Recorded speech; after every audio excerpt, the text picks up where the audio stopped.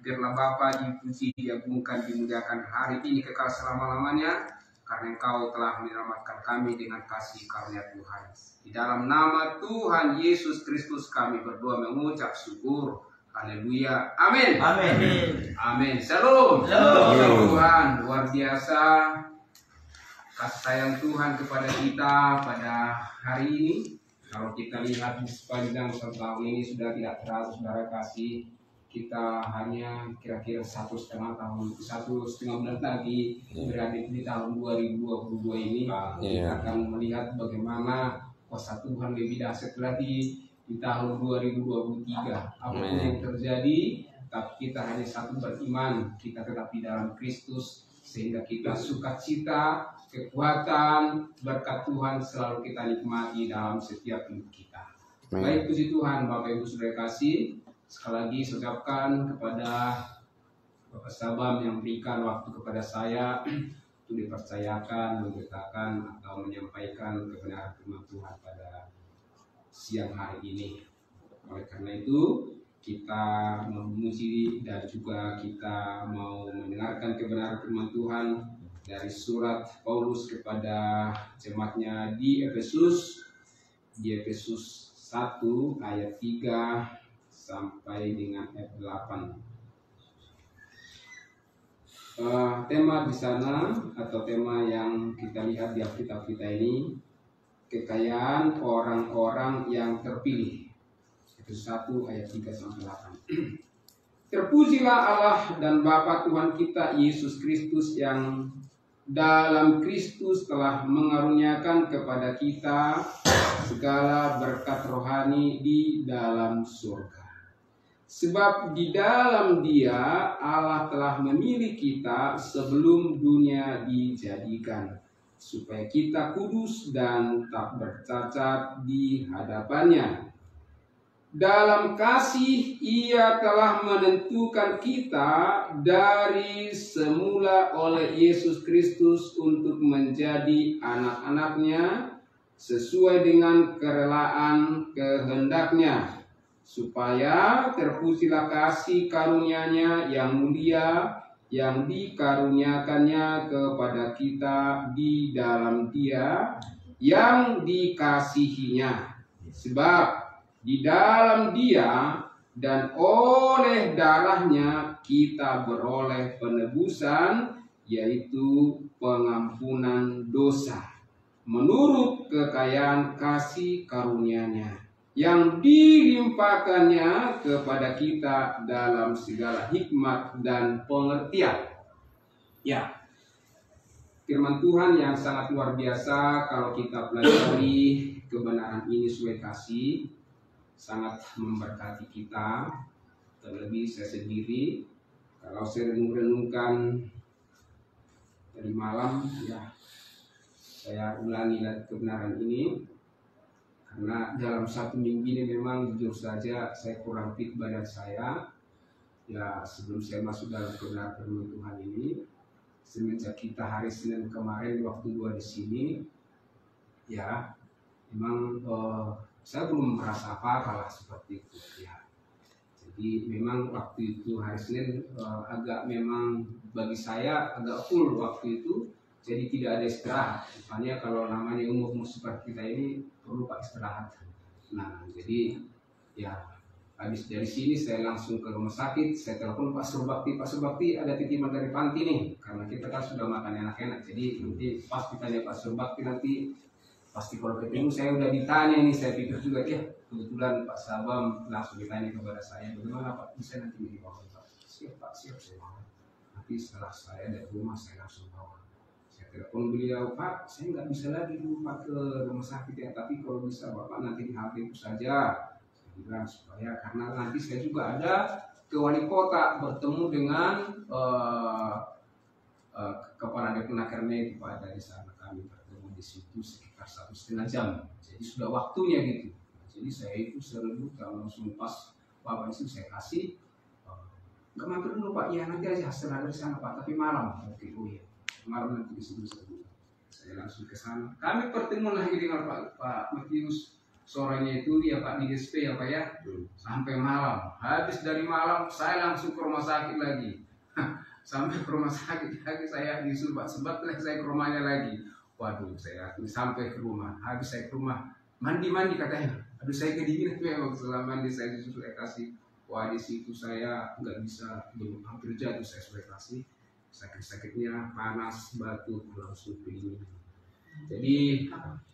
Jadi disitulah. Nah, jadi ya tetap puji Tuhan. Walaupun diri saya terus berusaha dan berdoa supaya saya sehat. Nah, puji Tuhan saat ini juga bisa kita sama-sama dan boleh ada pun kegiatan-kegiatan selama ini semuanya boleh juga saya ikuti dengan baik, walaupun itu ya tidak maksimal tentunya. Tapi saya bersyukur pada hari ini seperti firman Tuhan yang kita sampaikan pada malam hari ini, pada siang hari ini. Adapun tadi topik yang saya sampaikan pada kita pada hari ini adalah kepastian keselamatan kekal di dalam Yesus Kristus. Ini menjadi tema yang saya bawakan saat ini, kepastian keselamatan kekal di dalam Yesus Kristus. Ya, saya sering bertanya kepada teman-teman saya, walaupun itu adalah sebagai jemaat biasa atau juga kepada rekan-rekan hamba-hamba Tuhan, ya sekalian berdiskusi saja. Ya, saya juga perlu pembelajaran Saudara kasih. Nah, setelah saya tanya ada sangat singkat Saudara kasih, ya, saya katakan demikian, ya. Apakah saudara yakin pasti masuk surga seperti itu? Nah, ada juga mengatakan saya pasti, ada juga mengatakan belum. Ya, saya tidak tahu, juga tidak tahu.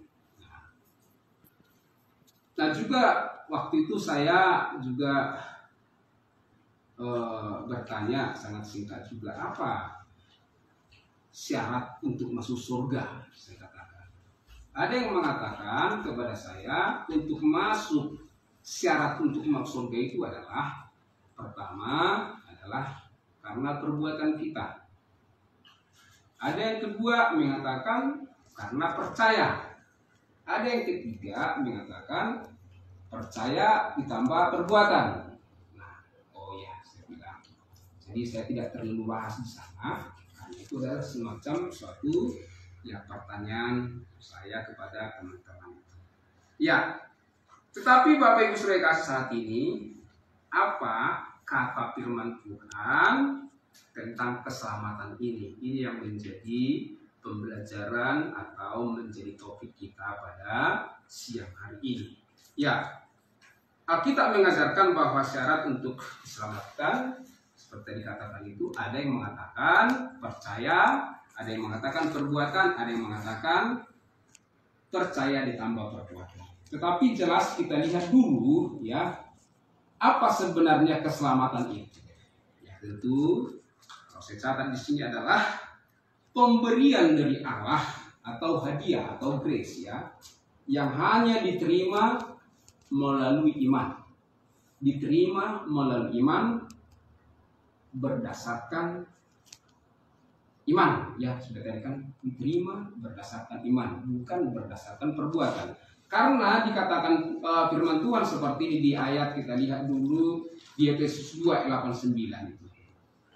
Sebab karena kasih karunia kamu diselamatkan oleh iman, melalui iman. Itu bukan hasil usahamu, tetapi pemberian Allah. Pemberian Allah. Jadi ini menjadi kuncinya. Pemberian Allah. Itu bukan hasil pekerjaanmu. Jangan ada orang yang membanggakan diri. Jadi artinya saya lihat di sini yang saya pahami seperti firman Tuhan ini, bahwa kita diselamatkan itu adalah hanya melalui iman, ya, melalui iman. Bukan karena hasil pekerjaan usaha kita. Sebenarnya seperti saudara-saudara kita yang lain, bagaimanapun dia selalu berbuat baik ya, Dan bahkan kalau dia sudah berbuat baik, nah itu menunjukkan bahwa dia itu adalah suatu merupakan syarat untuk masuk surga seperti yang poin pertama tadi. Ya. Tapi dijelaskan di sana adalah bahwa keselamatan itu diberikan cuma-cuma atau pemberian Allah. Jadi berarti saudara kasih bahwa kita diselamatkan ini adalah berkat karena kasih karunia Tuhan. Karena keselamatan itu diberikan kepada kita. Sekarang bagaimana dengan kita? Apakah kita bisa respon terima atau tidak, kan seperti itu? Karena banyak juga dikatakan tapi ada begini juga, ada hal-hal demikian. Tapi saya tidak mentapikan itu, tapi itu dulu. Nah kemudian berarti saudara kasih bagaimana kita bahwa kita mengatakan bahwa kepastian keselamatan kekal dalam Kristus Yesus itu seperti apa? Apakah kita sudah yakin bahwa kepastian keselamatan kekal itu sudah ada di dalam iman percaya kita? Ya, saya catat di sini bagaimana kepastian keselamatan kekal di dalam Kristus Yesus. Ya, kita sudah pernah saya bacakan di sebagai kasih ini. Kita lihat dulu di Efesus 1 ayat 13, tidak jauh dari ayat kita ini. Efesus ayat 1 ayat 13 dikatakan firman Tuhan, di dalam Dia kamu juga, karena kamu telah mendengar firman kebenaran, yaitu Injil keselamatanmu. Di dalam Dia atau di dalam Yesus kamu juga, ketika kamu percaya, dimateraikan dengan Roh Kudus yang dijanjikan itu.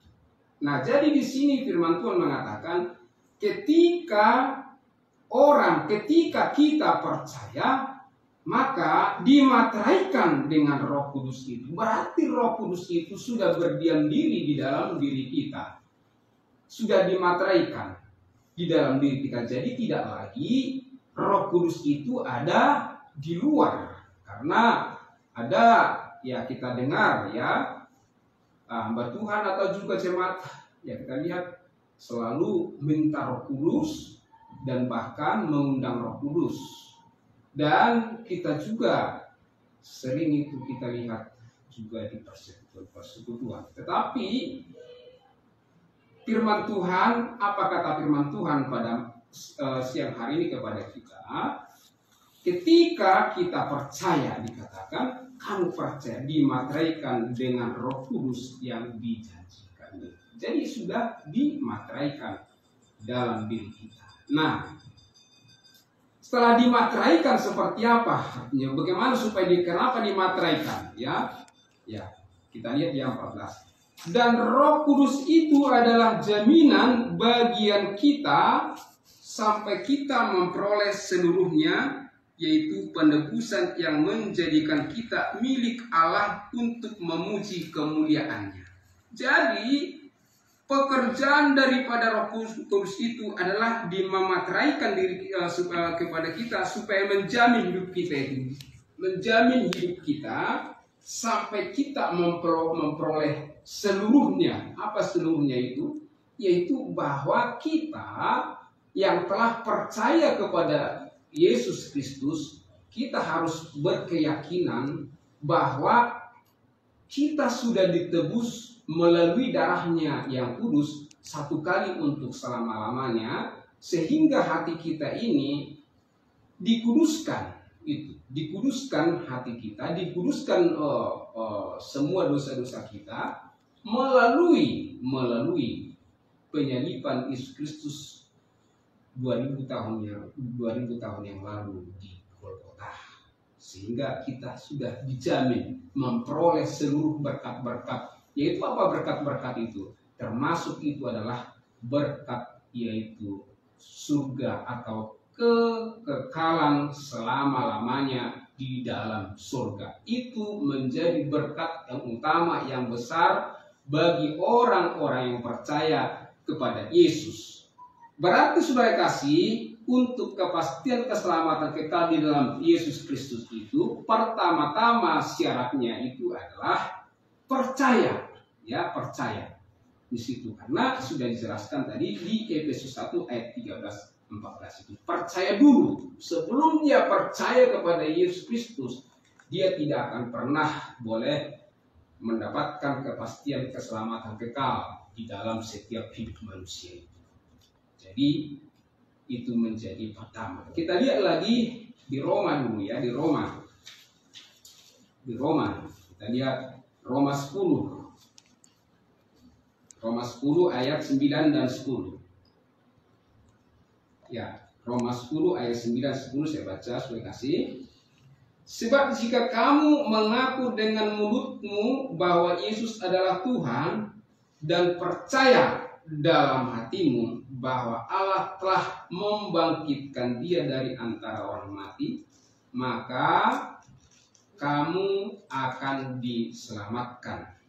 Karena dengan hati orang percaya dan dibenarkan, dan dengan mulut orang mengaku dan diselamatkan. Nah, jadi Bapak Ibu Saudara kasih, firman Tuhan jelas mengatakan kepada kita itu jelas percaya, ya, percaya. Dengan hati orang percaya, kita dibenarkan.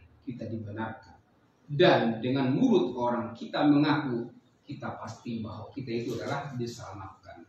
Jadi hanya saat ini banyak orang Kristen yang belum begitu sangat yakin sekali bahwa seperti tadi di poin pertama itu, bahwa kalaupun percaya dia, apakah sudah jelas-jelas dia, apakah sudah diselamatkan, seperti itu ya kan? Apakah kalau namanya sudah percaya sudah diselamatkan, seperti ya firman Tuhan mengatakan ya sudah diselamatkan. Jadi apa lagi? Kalau tidak katakan nanti kalau kita tidak percaya lagi ya saya kira ya tidak diselamatkan. Tapi firman Tuhan mengatakan di dalam firman Tuhan pada saat ini, ketika kita percaya dimateraikan dengan Roh Kudus-Nya dan kita telah dijamin untuk memperoleh seluruhnya. Jadi jelas bahwa pertama jawaban daripada bahwa kita menikmati kepastian keselamatan itu adalah syaratnya adalah percaya. Oke, baik. Nah, kedua, bagaimana kita memperoleh kepastian keselamatan kekal? Ya, melalui iman, bukan perbuatan. Kita lihat dulu di Roma 3. Kita lihat lagi di Roma 3. Kita akan baca banyak dulu baca firman Tuhan pada hari ini. Terima kasih ya. Roma 3 ayat 21 dan ayat 28. Tetapi sekarang tanpa hukum Taurat kebenaran Allah telah dinyatakan seperti yang disaksikan dalam kitab Taurat dan kitab para nabi, yaitu kebenaran Allah karena iman dalam Yesus Kristus bagi semua orang yang percaya, sebab tidak ada perbedaan. Karena semua orang telah berbuat dosa atau berdosa dan telah kehilangan kemuliaan Allah. Ayat 4. Dan oleh kasih karunia telah dibenarkan dengan cuma-cuma, ya, karena penebusan dalam Kristus Yesus. Ya, jadi katakan bahwa kita diselamatkan itu adalah karena kasih karunia Tuhan dan kita telah dibenarkan. Dia yang membenarkan kita, bukan kita yang membenarkan diri, tapi kita membenarkan kita dengan cuma-cuma karena melalui penebusan dalam Kristus Yesus. Kristus Yesus telah ditentukan Allah menjadi jalan pendamaian karena iman, ya, karena iman dalam darahnya, ya, darahnya.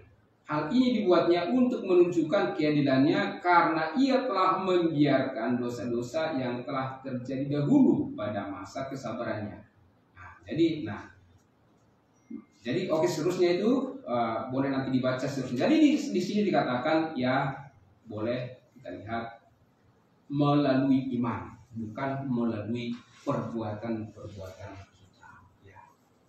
Tentu ada pertanyaan yang saya kasih. Kadang-kadang kalau saya jelaskan ini yang salah, Jadi tidak perlu perbuatan itu katanya. Jadi enak saja dong. Ya kalau memang kita itu diselamatkan, bisa-bisa aja berbuat jahat. Ya kan? Bisa setelah ada teman saya mengatakan seperti itu. Ya, tentu tidak seperti sebagai kasih. Kalau namanya kita sudah berkeyakinan, sudah diselamatkan, ya tentulah kita harus berbuat baik, sudah kasih harus berbuat baik, dan kita juga harus memang bagaimana seperti karakter Yesus itu juga kan nanti seperti itu jadinya untuk tujuan hidup kita. Tetapi yang maksudnya bahwa tidak menjadi suatu syarat bahwa kita diselamatkan itu karena perbuatan, tidak. Nah supaya di sini nanti ada beda-bedanya sebagai kasih, beda-beda tipis sebenarnya sebagai kasih, karena ya kalau kita baca juga di Korintus ya, sering itu dipertanyakan bahwa kita itu diselamatkan, seseorang itu atau orang kudusnya itu diselamatkan ya karena dia merasa sudah diselamatkan jadi berbuat semacam-macam. Oh, tidak seperti itu sebagai kasih, tidak seperti itu. Tapi semata kita, kalau kita sudah namanya diselamatkan, kita selalu mengucap syukur dan kita melihat bagaimana bukti kita bahwa kita sudah diselamatkan. Tentulah kita sebenarnya ya semakin hidup ini bergairah sebagai kasih ya.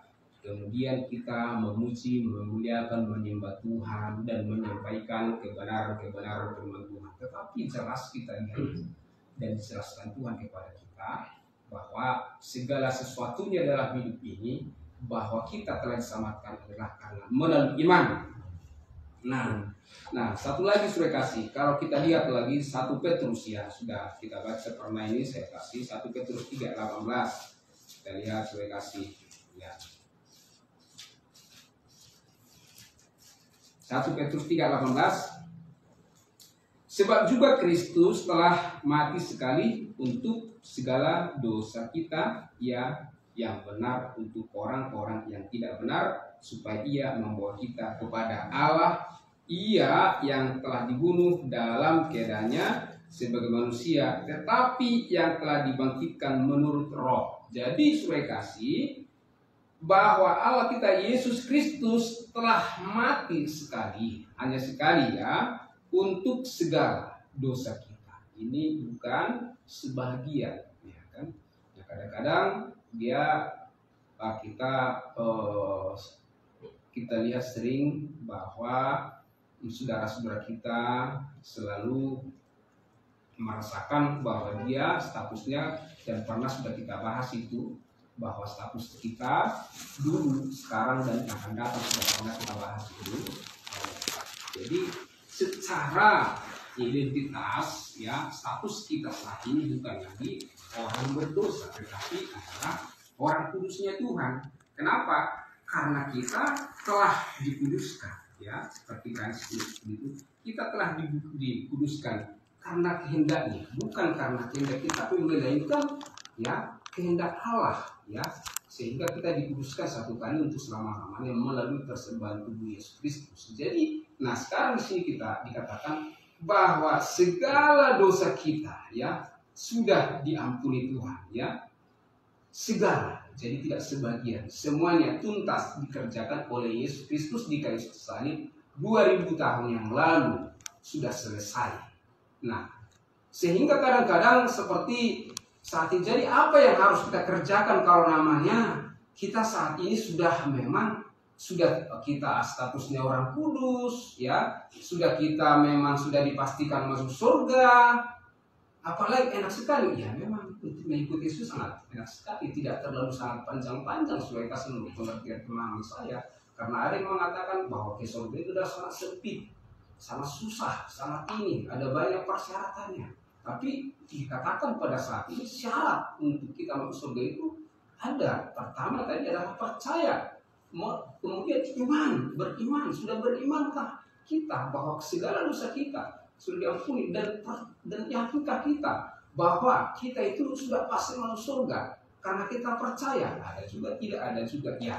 Tapi firman Tuhan menjelaskan kepada kita saat ini tidak terlalu sulit, rumit kita untuk masuk surga itu. Sehingga apapun yang mau kita kerjakan di saat ini apa? Ya tentu ya pekerjaan kita saat ini adalah ya ada yang sangat penting sekali nanti, tapi mungkin nanti saya akan sampaikan sebelum masuk dalam. Nah, itu yang kedua. Apa kepastian? Kepastian keselamatan kekal dalam Kristus.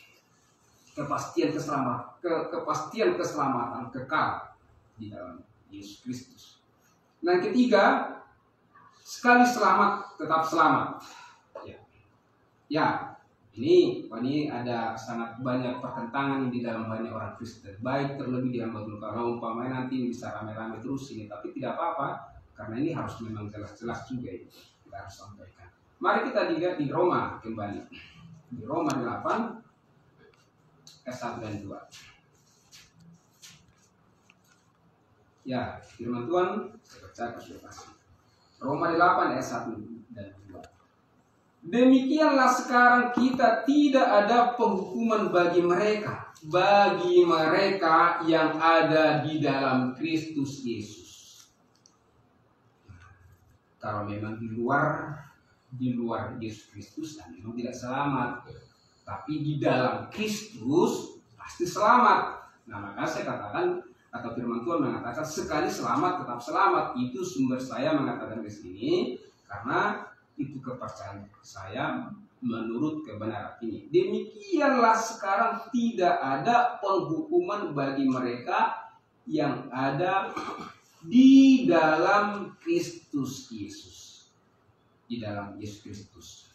Roh yang memberi hidup telah memerdekakan kamu dalam Kristus dari hukum dosa dan hukum maut. Jadi kita sudah dimerdekakan Tuhan karena kita sudah dalam Kristus dari segala dosa dan segala hukuman itu. Karena Kristus adalah menjadi kepala kita dan kita adalah sebagai tubuhnya. Jadi kita sudah menyatu dalam Kristus secara status kita dan iman percaya kita. Sehingga kita boleh diselamatkan. Kalau kita sudah percaya, saya sekali selamat tetap selamat. Ya. Nah, kita lihat lagi saudara kasih di Yohanes 10 ayat 28-29. Kita lihat dulu beberapa ayat lagi saudara kasih. Yohanes 10 ayat 28-29. Firman Tuhan mengatakan, dan aku memberikan hidup yang kekal kepada mereka, dan mereka pasti tidak akan binasa. Ini kata pasti ya, kita harus garis bawahi. Mereka pasti tidak akan binasa sampai selama-lamanya, dan seorang pun tidak akan merebut mereka dari tanganku. Bapakku yang memberikan mereka kepadaku lebih besar daripada siapapun, dan seorang pun tidak dapat merebut mereka dari tangan Bapa. Jadi kita sudah di dalam Allah kita. Sudah tidak ada lagi orang merebut kita, ya. Tidak ada lagi. Dan kita sudah diberikan hidup yang kekal seperti 28 itu, dan kita sudah dikatakan pasti bersama-sama Dia selama-lamanya. Jadi bagaimana kita mengatakan kalau kita namanya sudah selamat, bagaimana kita lagi luar daripada Kristus? Itu yang maksud saya. Bagaimana mungkin? Jadi kalau saya mengatakan menurut yang saya paham, sekali selamat tetap selamat. Ya ini alasan saya. Karena dia sudah dalam Kristus, kecuali kalau dia belum dalam Kristus, dia masih ragu. Saya belum yakin itu kan dia. Ya memang, ya nggak bisa. Dia kan tidak selamat. Tapi kalau memang sudah langkah-langkah tadi, saya yakin bahwa dia pasti selamat. Nah, oke, kita lihat lagi di Roma. Di Roma lagi, lebih jelas lagi saya kasih. Kembali kita di Roma. Di Roma 5 ayat 8-10. Ya. Saya baca ya. Akan tetapi Allah menunjukkan kasih-Nya kepada kita oleh karena Kristus telah mati untuk kita ketika kita masih berdosa. Ini kita dulu, ketika kita masih berdosa, ditunjukkan kasih-Nya yang luar biasa itu melalui anaknya yang tunggal, itu Yesus Kristus, supaya setiap orang yang percaya kepada Yesus Kristus dan ya yakin bahwa segala dosa-dosanya sudah diampuni satu kali untuk selama-lamanya, dan ya darah melalui penumpahan darah Yesus Kristus, ya sehingga kita telah memperoleh Keselamatan itu karena kita sudah ada di dalam Kristus dan kita sudah dikuduskan satu kali untuk selama-lamanya, dan kita telah dimateraikan seperti di Efesus 1:13 tadi.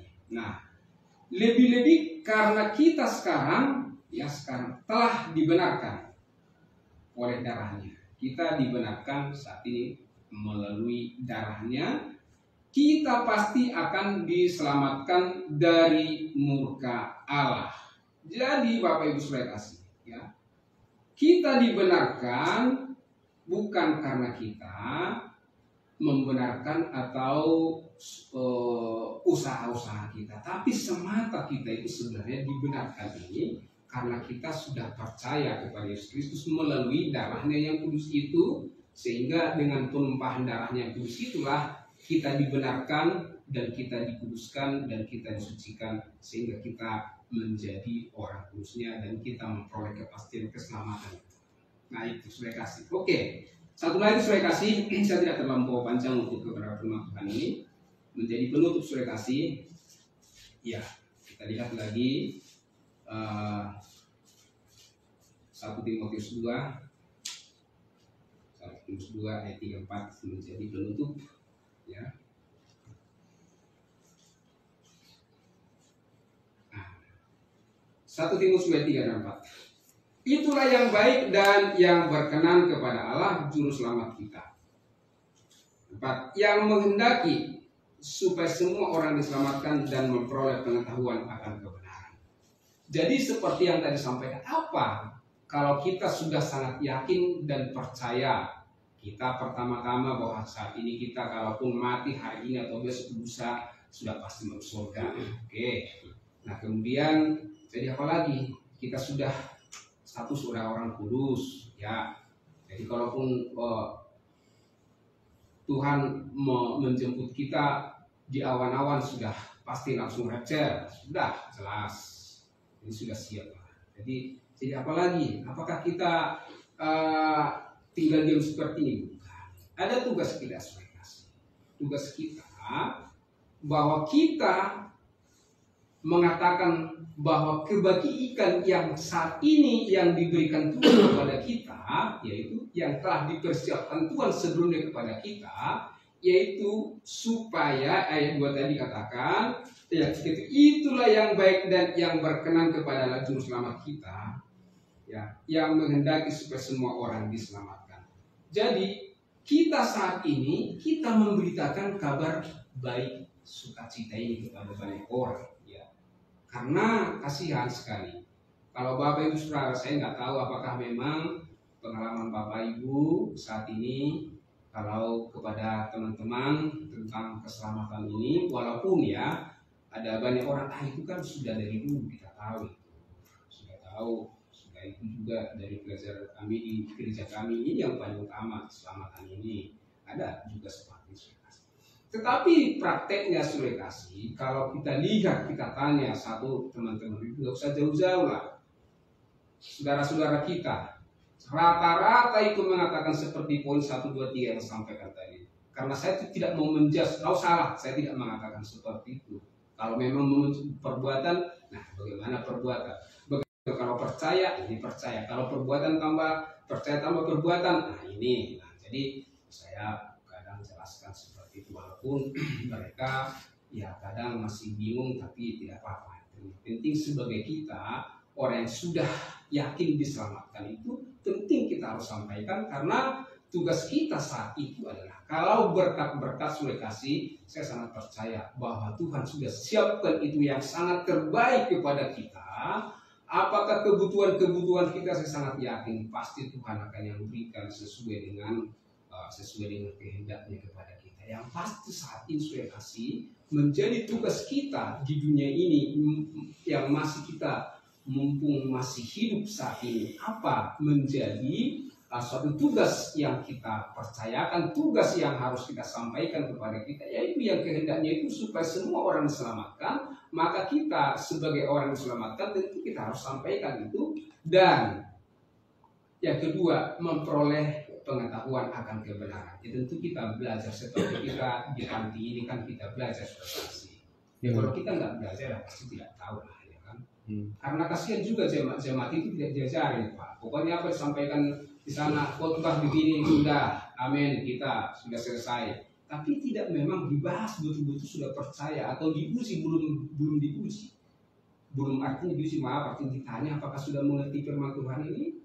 Ya, belum tentu, ya tidak bisa juga. Tapi, nah ini menjadi tugas kita menurut pemahaman saya, sehingga setiap orang-orang saat ini semakin dikuatkan apapun masalah-masalah hidup kita sangat yakin, kita percaya, kita tetap dikuatkan oleh Tuhan dan dimampukan Tuhan kita untuk memberitakan ini, karena ini adalah suatu hal yang sangat utama di dalam setiap hidup kita, terlebih kita hamba-hamba Tuhan yang sudah dipakai Tuhan saat ini di dalamnya. Demikian kebenaran firman Tuhan yang saya sampaikan pada hari ini. Saya kembalikan langsung kepada Bapak Sabam. Silakan Pak. Terima kasih Pak Manusi. Tadi judulnya apa Pak?